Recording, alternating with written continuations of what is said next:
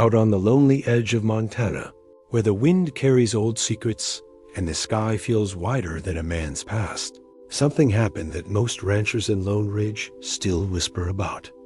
They say a Mustang wild, scarred, and Half-Flame walked straight out of the timber one cold afternoon and locked eyes with a war veteran who wasn't looking for trouble, only a place to breathe again. But what would make a wild horse approach a man? And why did it turn its head, almost inviting him to follow? Luke Callahan didn't know. He only felt something he hadn't felt in years, a pull, a quiet urging, the kind you don't question, only obey. That trail led him deeper into a forgotten forest, to a cabin swallowed by vines, silence, and time itself. And inside that cabin, what he found would rewrite a family's history and his own. This is one of the most powerful Wild West stories I'll hear today, brought to you by WesTtalesas A Down. If stories like this speak to you, the ones filled with mystery, grit, and heart, make sure to hit like, subscribe, and share. It helps the channel grow and lets us keep bringing you the very best Wild West tales every week. Now, settle in. This ride is just getting started. Montana has a way of quieting a man, sometimes gently, sometimes with the weight of memories he's spent years trying to outrun. When Luke Callahan stepped off the battered Greyhound bus onto the dusty outskirts of Lone Ridge, he felt both sensations hit him at once. The stretch of land before him was familiar, yet distant, like an old photograph left too long in the sun. As he walked toward what remained of the Callahan ranch, boots crunching over gravel, one thought pressed into him harder than the cold wind. This place was the last thing he had left of his father, and the one thing he wasn't sure he was ready to face. Years in the Marines had carved him into a man who understood order, structure, and silence. But this silence, this ranch silence, felt different. It wasn't the tense quiet of a desert night before a firefight. It wasn't the muted hum of an engine room on a convoy in Afghanistan. It was hollow, lonely, heavy with things unsaid, things unresolved, things forgotten because remembering them hurt too much. The house came into view first, slouched slightly under its own weight. The logs were faded, porch sagging at the corner, shingles blackened with years of storms. Luke almost laughed. "Dad, you really let this place go," he murmured under his breath. But even as he said it, he knew Everett Callahan hadn't let anything go. The old man had worked until the day his heart quit, stubborn, tireless, and too proud to ask for help. Luke stepped inside and inhaled the sharp scent of dust and cold timber. Everything looked smaller than he remembered. The rocking chair where Everett used to sit after long days was still there, gently swaying as though someone had just stood up from it. For a second, Luke felt that old familiar ache, regret. Regret for the calls he didn't return, the visits he postponed, the last conversation that ended with raised voices, not understanding.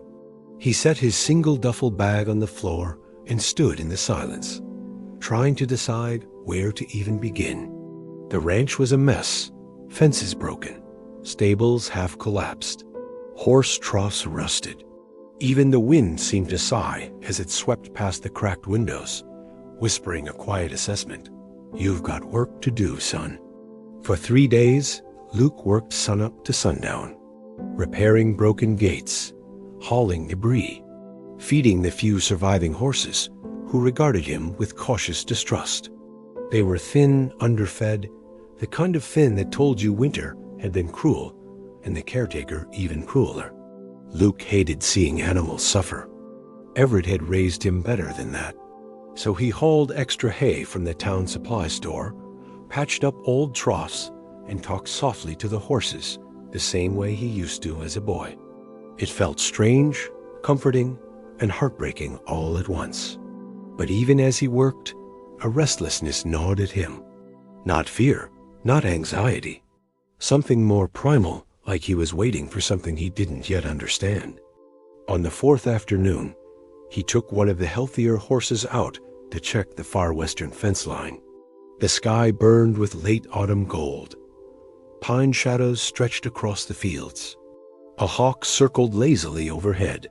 It was quiet enough to hear your own heartbeat. That was when he saw it. A shape at the tree line, still, watching.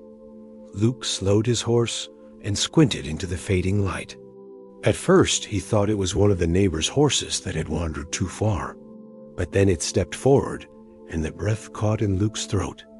It was a Mustang, a wild one.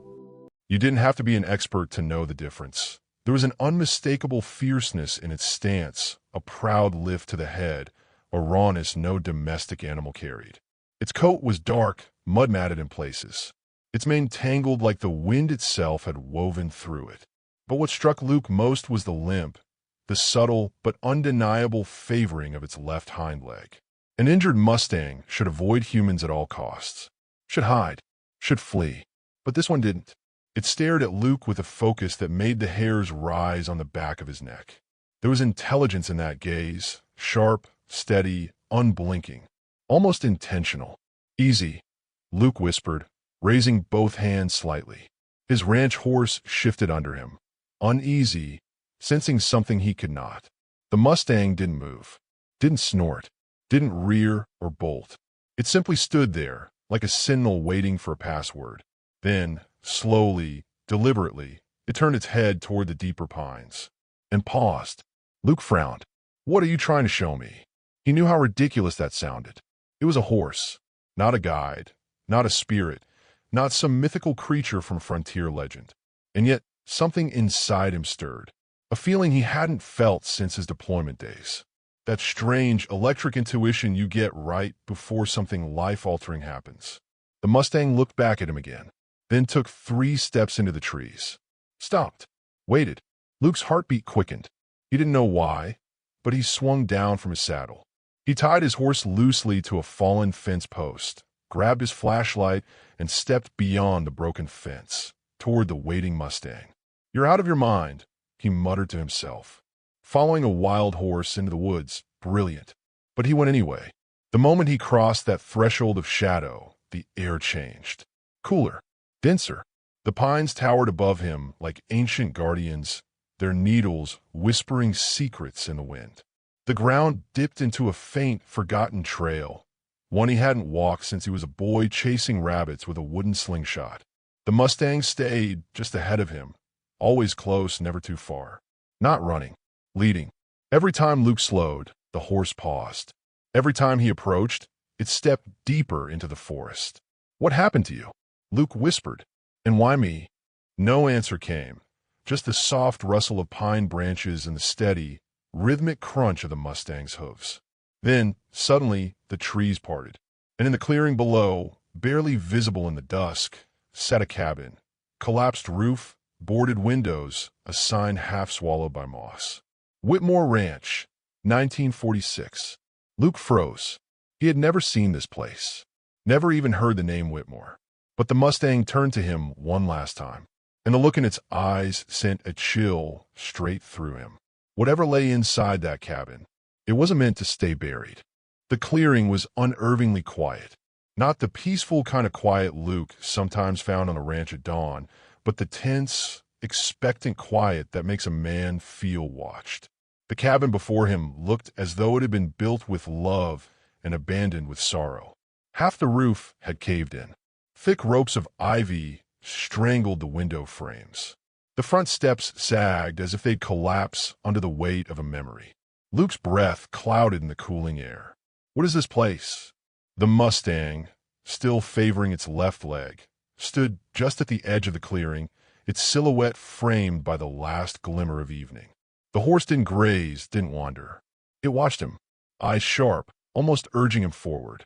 Luke's instincts, shaped by years of patrolling dark alleys, storming compounds, scanning rooftops for snipers, tightened inside him. Soldiers know when they're stepping into something they can't predict, and this felt exactly like that. Still, he walked toward the cabin. Slowly, every crunch of dead leaves sounded too loud in his ears. The front door was swollen with age, its hinges rusted to a deep orange. A broken sign hung crooked above it, barely readable through the moss. He brushed it with the back of his glove. Whitmore. He didn't recognize the name. Not from Lone Ridge. Not from his father's stories. But the place looked old enough to have belonged to a family that disappeared before Luke was even born. Something else tugged at him, an odor. Mold, damp wood, and something sourer, heavier. Not quite death, but close enough to raise every hair on his arms. He pulled the flashlight from his jacket. If this is a terrible idea, he muttered, now would be a great time to realize it. The Mustang snorted softly, as if telling him to get on with it. Luke pushed on the door. It didn't budge. He tried the handle, locked. Locked? An abandoned cabin with a working lock made no sense. Unless someone had locked it from the inside, or had locked something in. The thought lodged itself in his chest like a cold stone. Luke stepped back, scanned the clearing, then found a thick branch lying nearby. Heavy enough to use as a makeshift pry bar, light enough to swing. He jammed it between the door frame and the lock plate. Wood groaned. Metal screeched. The lock resisted with the stubbornness of decades, then snapped with a crack that echoed through the trees. The door swung inward 3 inches, enough for a wave of stifling air to escape. Dense, stale, suffocating. Luke gagged, pulling his shirt over his mouth. Even the Mustang tossed its head, pacing nervously. But he pushed forward. Inside, the air felt like stepping into another world. His flashlight beam cut across a room smothered in dust. Broken furniture lay scattered like an abandoned battlefield. Wallpaper hung in limp, peeling strips. A collapsed table leaned against the far wall, trapping a pile of rags and old newspapers. The smell was worse inside, heavy with mold and something metallic. Luke whispered, "What happened here?" He moved deeper, past an empty hearth, past shards of broken glass glittering like cold stars on the floorboards. The cabin felt wrong. Not haunted. No, more like a place where something terrible had happened, and the walls had held on to the memory long after the people were gone. His flashlight glinted on picture frames littering the hallway floor. Faces of a family long dead or long gone. A man with a stern jawline. A woman with gentle eyes. A boy and girl grinning at the camera in front of a freshly built cabin. This cabin. Luke swallowed. Hard. Something shifted in the darkness. Not a mouse. Not a breeze. A sound, faint, muffled like a small inhale. Luke froze. His heart thundered in his ears. Hello. His voice trembled despite him. Is someone in here? Silence. Then another faint, broken sound. A moan. He spun toward a narrow door at the end of the hall. The smell was strongest there. Damp, rot sweat. Human sweat. Luke tried the handle. Locked. Adrenaline surged through him, a force he hadn't felt this sharply since combat. He grabbed a piece of broken table leg from the floor, braced himself, and slammed it against the door. Once. Twice. The third strike cracked the frame. The fourth broke it open completely. And then he saw her. A woman, curled on the floor like a shadow wearing skin. Pale, shaking, lips cracked from dehydration. Clothes torn, one shoe missing. Hair matted with sweat and dirt. Her breathing was shallow, fast, panicked even in unconsciousness. Oh God, Luke dropped to his knees. He placed 2 fingers on her neck. A pulse. Faint but there. Hey, he said urgently, tapping her cheek. Ma'am, can you hear me? Nothing but a soft groan. The room was windowless. Air stale. Had she been trapped in here for days? Weeks? Luke scanned the floor, saw droplets in a corner.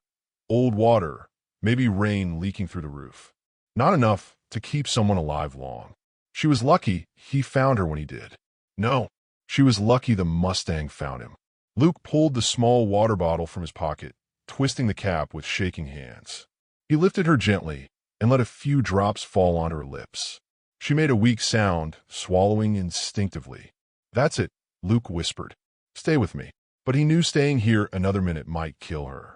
He hooked an arm beneath her legs, another behind her back, and lifted her. She weighed almost nothing.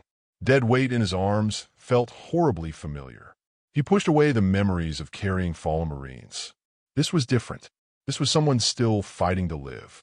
He carried her through the ruined hallway, kicking aside broken shards, stumbling over debris. His flashlight wobbled in his grip, the beam bouncing across walls and dust. When he reached the front door, he stepped into the clearing and sucked in the cold, fresh air like it was salvation.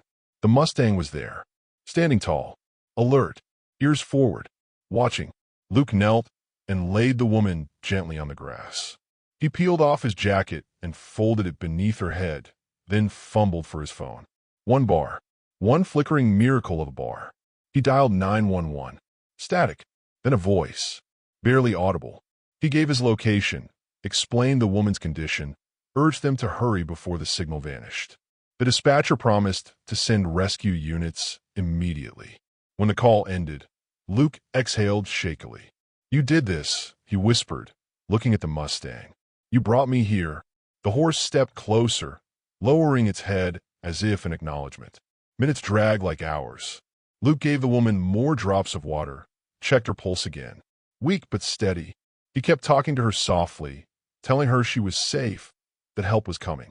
Finally, distant sirens, lights flickering through the trees. Relief crashed into him so hard he had to sit back on his heels. Paramedics rushed in. Police followed. Questions flew.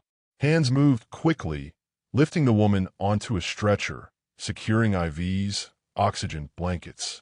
One paramedic looked at Luke with wide eyes. "You said you found her in there?" "In that cabin." Luke nodded. "The Mustang led me to her." The paramedic blinked. A Mustang. Luke didn't repeat himself. By the time the ambulance rolled away, carrying the fragile woman into the night, the clearing felt emptier than before.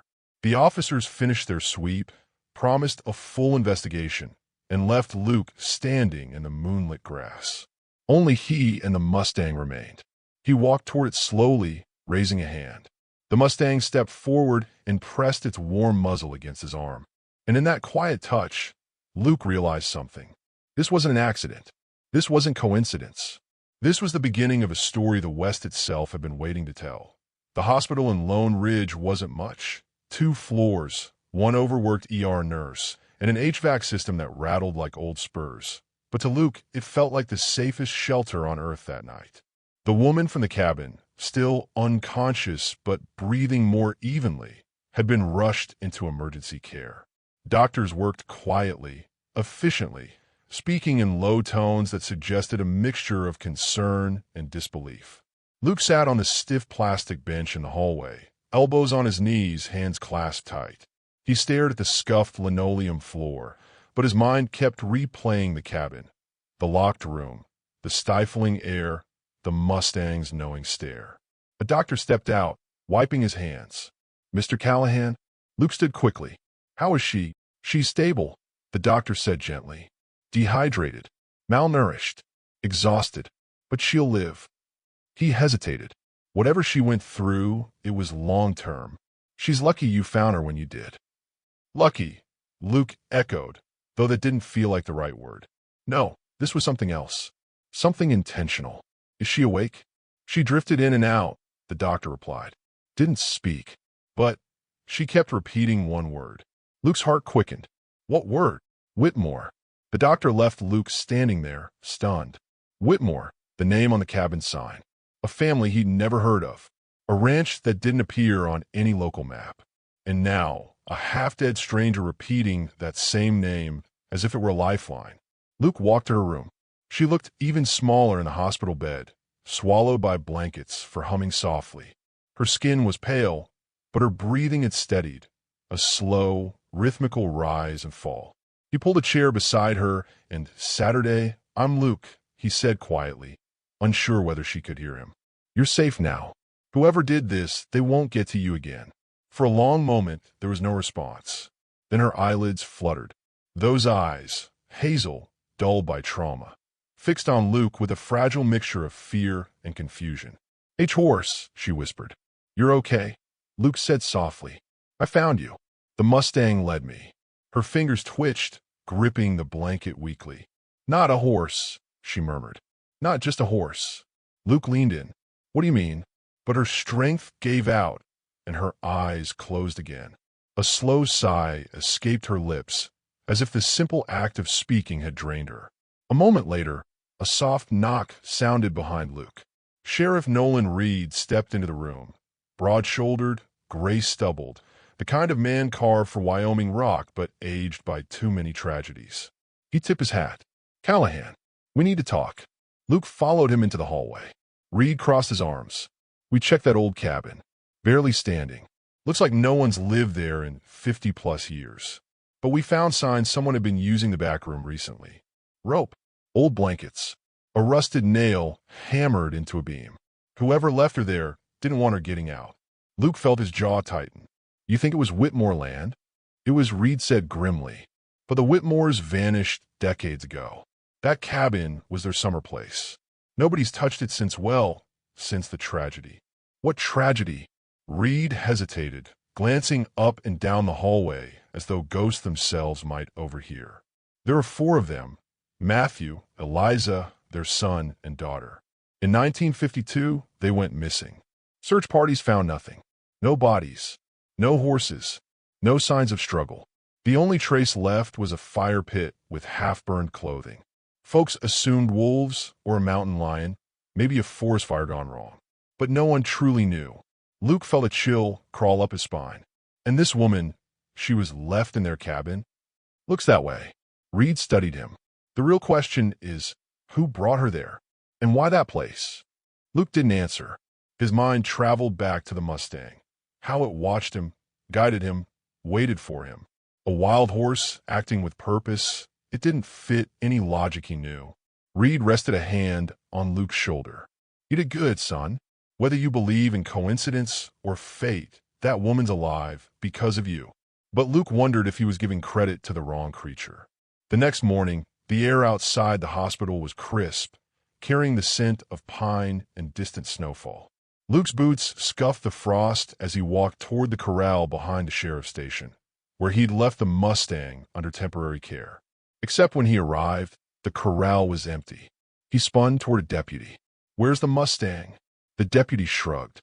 "Wasn't fenced in too tight. Broke loose before sunrise. Took off toward the northern ridge." Luke felt a sharp tug of disappointment. He didn't know why he expected the Mustang to stay, not after doing whatever strange mission it had come to complete. Still, he wished he'd had more time, more answers. He drove back to the ranch, the road cutting through stretches of golden prairie and rustling scrub.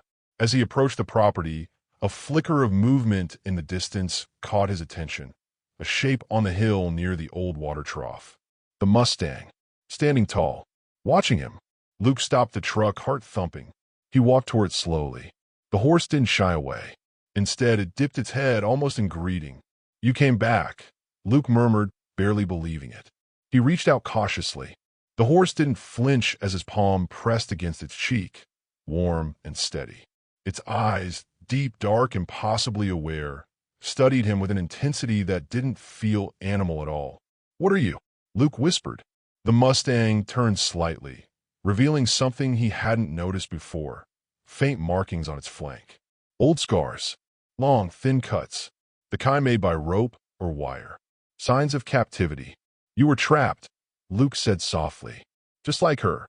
As if responding, the Mustang exhaled sharply, a sound filled with something close to frustration. Or memory. Luke stepped back, shaken. "Who did this to you? And why lead me to her?" The Mustang lifted its head, ears pricking toward the tree-line. It pawed the ground once, snorted, then began walking deliberately toward the northern forest. Not running, leading. Again, Luke felt the pull in his chest, that same strange intuition that had guided him the first time. The Mustang stopped at the edge of the woods and looked back. Waiting, Luke swallowed hard. "You want me to follow you again?" A low rumble of thunder echoed from somewhere beyond the mountains. The Mustang stepped deeper into the trees. Luke didn't hesitate this time. He grabbed his coat, locked the truck, and followed, heart pounding, mind racing, into the whispering pines. Because he knew one truth now. Whatever haunted the Whitmore cabin wasn't finished, and the Mustang wasn't done leading him to it. The northern forest and Lone Ridge was denser than any other stretch of Montana land, a place where the sun filtered through in thin, trembling beams and the air carried the weight of stories never told. Luke followed the Mustang deeper into it, his boots sinking into soft pine needles, breath forming small clouds in the cooling air. The animal moved with purpose, slow, deliberate, glancing back only to make sure he stayed close. The forest felt different this time, less eerie, more aware, as if everything in it, the wind, the birds, the shadows, knew where this journey was leading. Luke could hear his own heartbeat, steady but heavy like a distant drum. "What are you trying to show me now?" he murmured. The Mustang led him to a ridge he hadn't walked since childhood, a place where he used to camp with his father. At the top, old fence posts jutted from the earth like bones of forgotten history. Beyond them, nestled in a shallow dip of the land, sat something Luke never knew existed. A second cabin, smaller, older, half swallowed by earth and time. Luke froze. Another one? The Mustang stopped beside him, lowering its head. The message felt clear. This is where the truth waits. Luke moved cautiously, each step heavier than the last. The cabin's door hung crooked on a single hinge, creaking softly in the breeze. The place looked untouched for decades, maybe longer. Moss blanketed the outer walls. Underbrush tangled around the base. A broken chimney slanted like a weary sentinel. He pushed the door gently. Inside, dust motes drifted through the air like tiny spirits rising from the past. The room was empty. No furniture, no crates, nothing but the skeletal frame of what once might have been a home. Luke swept the beam of his flashlight across the floorboards. That was when he saw it. Scratches. Dozens of them. Not animal markings. Not random scrapes. Letters. A name carved into the floorboards in a trembling, desperate hand. Whitmore.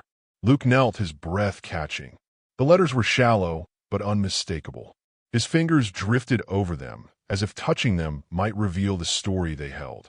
Behind him, the Mustang shifted its weight, snorting softly. Luke followed the scratches with his light, until he noticed something else.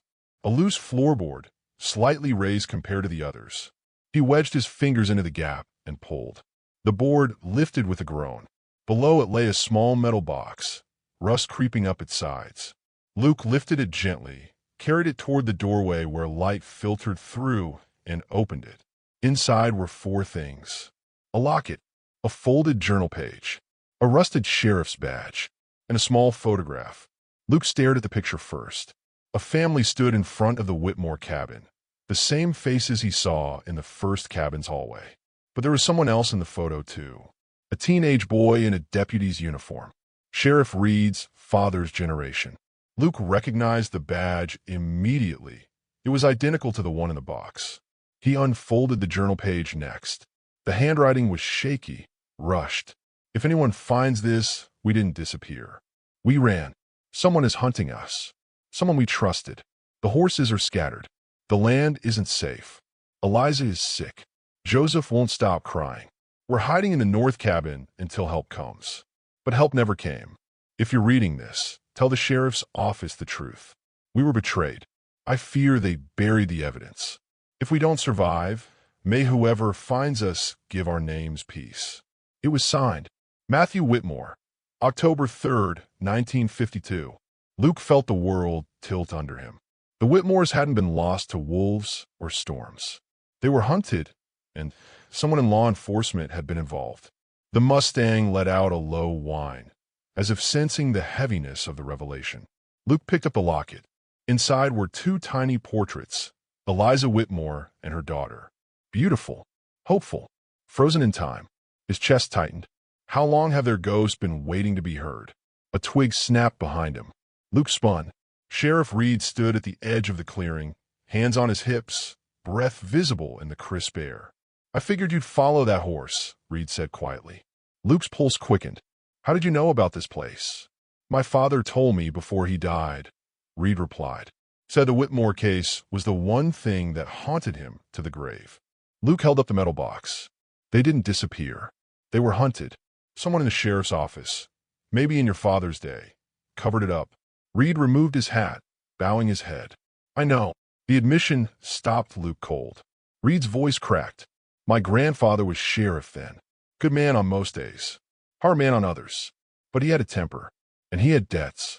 There were powerful ranch syndicates back then, men who wanted Whitmore land. My grandfather sided with the wrong people.